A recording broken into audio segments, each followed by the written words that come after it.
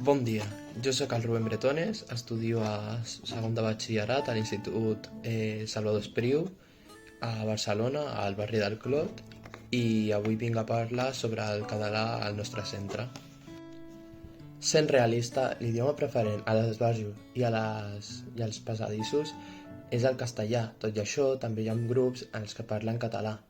Dins de les aules, sí que l'idioma preferent és el català, perquè els professors tracten molt de fomentar aquest idioma perquè millorem i puguem tindre aquest bilingüisme del que tractem.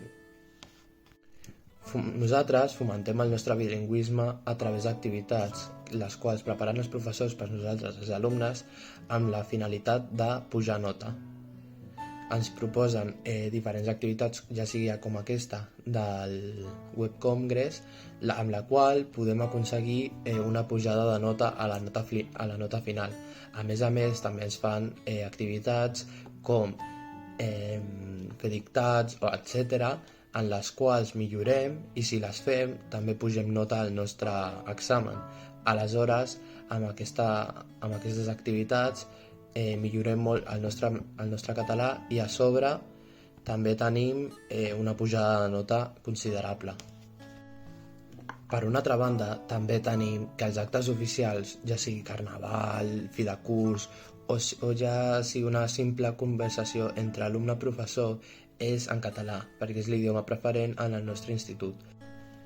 A més, també hi ha un programa de reforç pels que no són catalans natius i desconeixen aquesta llengua i la volen aprendre, i també hi ha per la gent que els hi costa una mica més la llengua o no tenen tanta facilitat com altres. Aleshores, aquests fan unes classes de reforç per poder estar al mateix nivell o poder millorar personalment.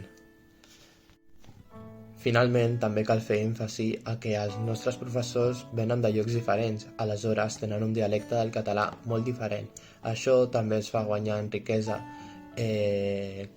perquè aleshores nosaltres, quan anem a altres llocs en els que es parla català, ja coneixem molt més aquest dialecte i aleshores podem tindre una facilitat més gran per entendre els nostres companys de parla catalana.